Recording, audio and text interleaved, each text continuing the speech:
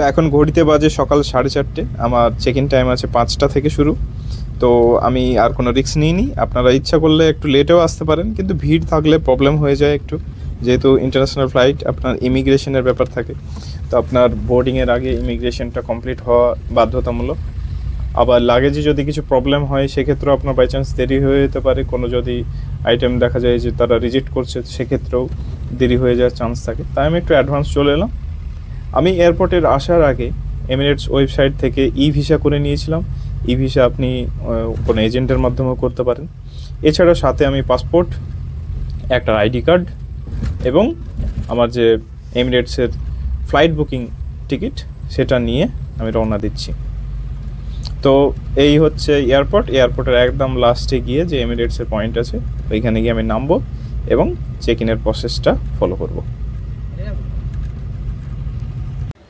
যে আমি যে ভয়টা পাচ্ছিলাম সেটা কিন্তু হয়নি। জাস্ট আধ ঘন্টার মধ্যেই কিন্তু আমার যাবতীয় যে check in procedure, immigration procedure, luggage দেওয়া থেকে শুরু করে সব কিন্তু আধ ঘন্টার মধ্যে কমপ্লিট।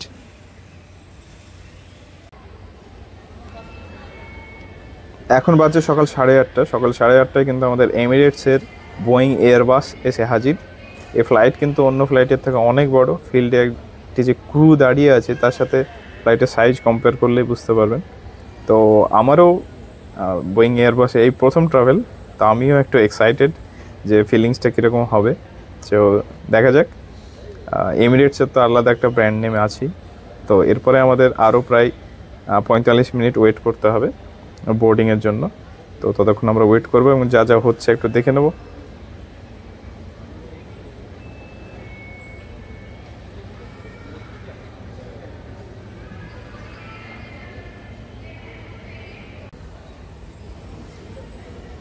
এখন বাজে সকাল 8:45। 8:45-এ ফ্লাইটে যে যাবতীয় লাগেজ আছে, খাবার আছে, সেগুলো প্যাক হতে শুরু করেছে। এগুলো যে প্যাকটা দেখা যাচ্ছে সেটা আমাদের লাঞ্চের ব্যবস্থা। ইন ফ্লাইট এখানে লাঞ্চের ব্যবস্থা থাকবে, কিছু স্ন্যাক্সের ব্যবস্থা থাকবে, কিছু ড্রিঙ্কসের ব্যবস্থা থাকবে। তাই সেগুলো এখন ফ্লাইটের সামনের দিকে প্যাক হতে শুরু করেছে। এবং পিছনের দিকে যে চারকোনা বক্সগুলো দেখা যাচ্ছে সেগুলোতে আমাদের লাগেজগুলো এসে ফ্লাইটের পেছন দিকে প্যাক হচ্ছে।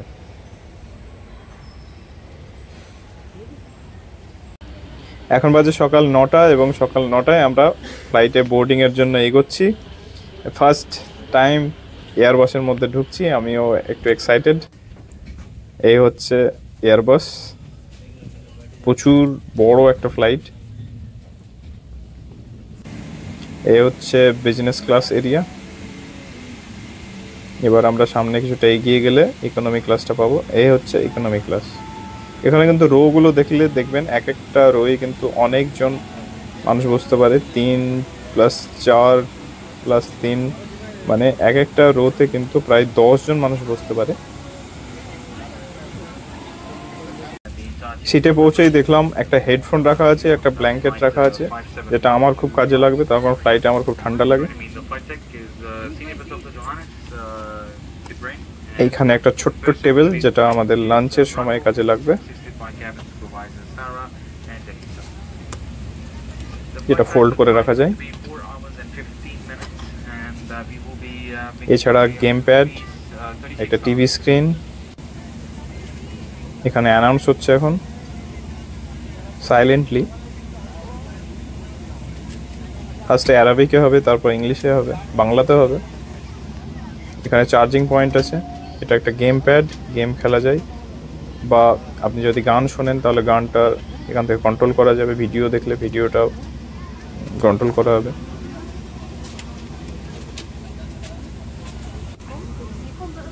এরপরে আমাদের অ্যানাউন্সমেন্ট স্টার্ট হচ্ছে এখান থেকেই। ফ্লাইট এখনও কলকাতা এয়ারপোর্টেই দাঁড়িয়ে আছে।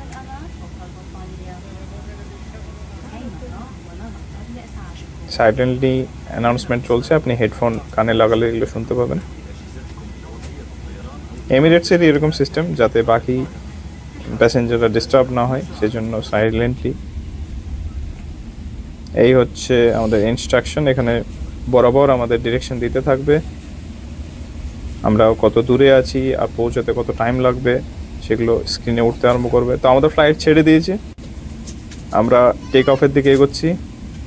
স্ক্রিনে আমাদের দুটো ক্যামেরা আছে, একটা সামনের ভিউ দেখাচ্ছে, একটা নিচের ভিউ দেখাবে, যেটা এখন আমরা দেখতে পাবো না ঠিকঠাক। তো যখন ফ্লাইট টেক অফ করবে তারপরে আমরা নিচের ভিউটা দেখতে পাবো। তো আমরা আস্তে আস্তে রানওয়ের দিকে যাচ্ছি। আমরা জাস্ট টেক অফের শুরুতে। একটা কিন্তু জিনিস দেখছি, অন্য ফ্লাইটের থেকে এয়ারবাস কিন্তু অনেকটা বেশি ভাইব্রেট করছে টেক অফের টাইমে। ভাইব্রেটটা ফিল হচ্ছে প্রত্যেকটা সিটে।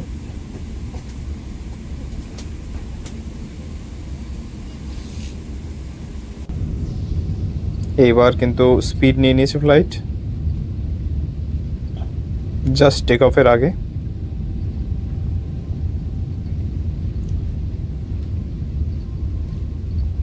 ভাইব্রেট কিন্তু আরো বেশি হয়ে গেছে এখন।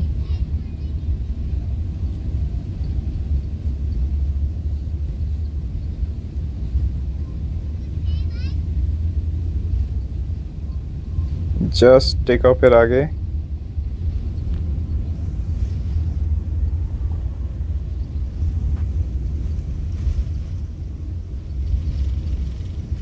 আমরা টেক অফ করে গেছি। এবার আমি নিচের ক্যামেরাটা চালু করে দিই। এইবার রানওয়েটা দেখা যাচ্ছে নিচে। কলকাতা আমরা ছাড়িয়ে চললাম। এয়ারপোর্ট জাস্ট ক্রস করব,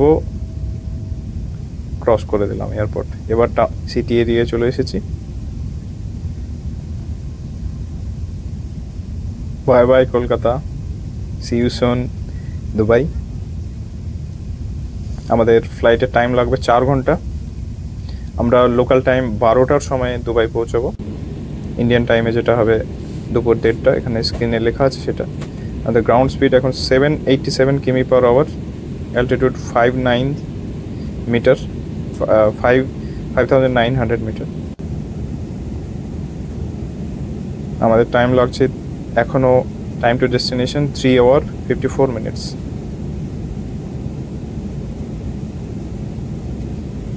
এই হচ্ছে আমাদের রুট। আহমেদাবাদ হয়ে, করাচি হয়ে, মাস্কাট হয়ে দুবাই যাব আমরা।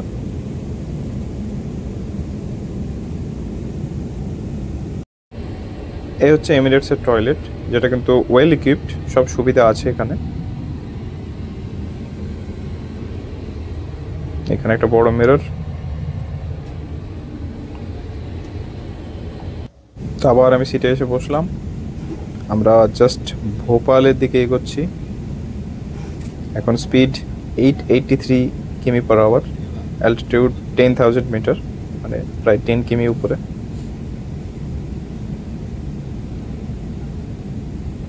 এই হচ্ছে আমাদের লাঞ্চ। লাঞ্চে একটা ব্রেড আছে, এখানে কিছু স্ন্যাক্স,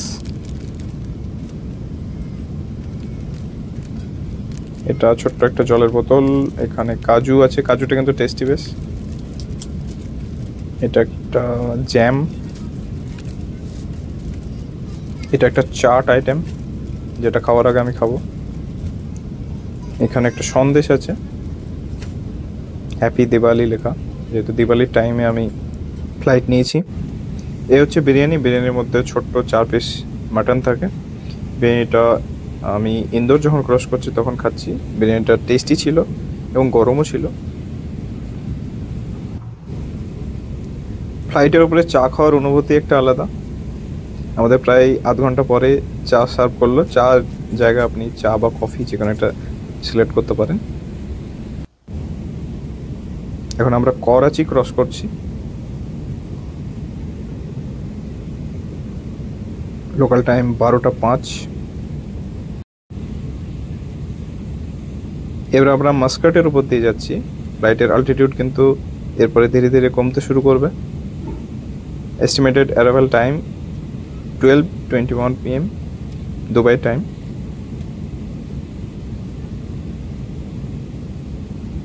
আমরা গালফ অফ ওমানের উপর দিয়ে যাচ্ছি। দুবাই পৌঁছতে আর 40 মিনিট লাগবে এরকম দেখাচ্ছে। আমাদের ডেস্টিনেশন কিন্তু খুব কাছেই। আমরা দুবাই পৌঁছে গেছি। এবার আমাদের দুবাই এয়ারপোর্টে ঢোকার পালা। এ হচ্ছে business area, business class area. এই হচ্ছে দুবাই এয়ারপোর্টে আমাদের এন্ট্রি হচ্ছে, খুবই এক্সাইটেড।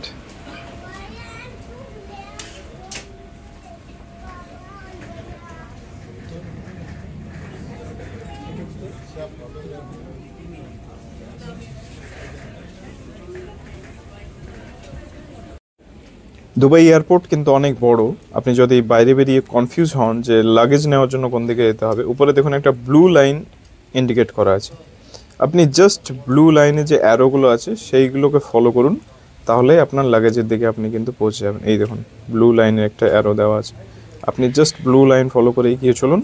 ডিস্টেন্স কিন্তু অনেকটাই, এটা অ্যাপ্রক্স হয়তো 1-2 কিলোমিটার ডিস্টেন্স হবে যে আপনার যেখানে আপনি ল্যান্ড করলেন সেখান থেকে আপনার লাগেজের এরিয়াটা। তো আমি জাস্ট ব্লু লাইন ফলো করে এগিয়ে যাবো। আপনাকে মিডিলে একটা কিন্তু মেট্রো স্টেশন ধরতে হবে, একটা মেট্রো একটা স্টেশন আছে যেটা থেকে আপনাকে একটা স্টপ আছে। এই হচ্ছে সেই মেট্রো স্টেশনের জন্য আমরা ওয়েট করছি। একটাই স্টপ, আপনি যেখান থেকে এ হচ্ছে মেট্রোর মধ্যে।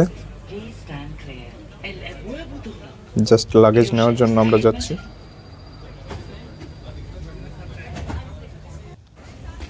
এই আমরা যেখানে লাগেজ এরিয়া আছে এবং যেটা ইমিগ্রেশন পয়েন্ট আছে সেখানে এবার এন্ট্রি করছি। এখানে ইমিগ্রেশনটা আমাদের হয়ে গেলেই আমরা কিন্তু দুবাইয়ের মধ্যে এন্ট্রি করে যাব। আমরা ইমিগ্রেশনের জন্য ওয়েট করছি এখন। আপনি ইচ্ছা করলে অনলাইন মানে স্ক্যান করেও একটা ইমিগ্রেশন করতে পারেন, বা ওনাদের মাধ্যমেও ইমিগ্রেশন করতে পারেন। তো আমার ইমিগ্রেশন কমপ্লিট, বেশি টাইম লাগেনি। আমি একটা সিম ফ্রি দিয়েছি ডিউ মোবাইলে, সেই সিমটা 24 ঘন্টার জন্য চালু থাকবে, যেটাই 10 GB ডেটাও ফ্রি আছে, আপনি সেটা ব্যবহার করতে পারবেন। এয়ারপোর্টেও কিন্তু ওয়াইফাই ফ্রি আছে, ওয়াইফাই অ্যাক্সেস করে আপনি বাড়িতে কল করতে পারবেন। এই হচ্ছে দুবাইয়ের পার্কিং এরিয়া। আমি এখানে আমার যে ক্লায়েন্ট আছে ক্লায়েন্টের গাড়ির জন্য অপেক্ষা করছি। এটা উবের পার্কিং নাম। এখানে যে আপনি উবের বা অন্যান্য যে অনলাইন আছে তার মধ্যে বুক করতে পারেন। এই গাড়ি চলে এসেছে, এবার আমি দুবাই সিটির মধ্যে এন্টার করছি। এই হচ্ছে Dubai city, the Burj Khalifa, the tallest tower of world.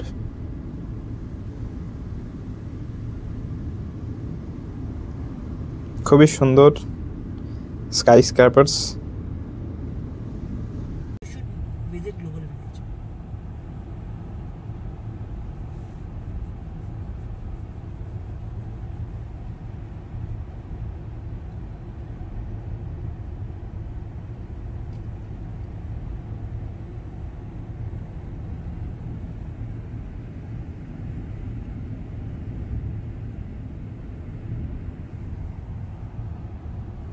Dubai কিন্তু বেশিরভাগই স্কাইস্ক্রেপার্স, টল বিল্ডিংস। এখানে গাছের থেকে বেশি তো আমি বাড়ি বেশি দেখতে পাচ্ছি, টল বিল্ডিংস বেশি দেখতে পাচ্ছি। এটা একটু আমার চোখে অদ্ভুত থাকছে। প্রত্যেকটা শহরেরই একটা আলাদা বিশিষ্ট আছে। তো এই হচ্ছে আমার দুবাইয়ের অভিজ্ঞতা, দুবাই ফ্রেম এটা। তো আমি এরপরে এই হচ্ছে আমার দুবাইয়ের শর্ট, কলকাতা টু দুবাই একটা এমিরেটসের মাধ্যমে ট্রাভেল জার্নির শর্ট ভিডিও। এরপরে দুবাইয়ের আমি লাইফ নিয়ে পরে একটা ভিডিও বানাবো। এরকম আরও ভিডিও দেখার জন্য আপনার চ্যানেলটা আপনার সাবস্ক্রাইব করতে পারেন, এরকম ভিডিও আমি আরও পোস্ট করতে থাকি। Thank you, bye bye, see you again.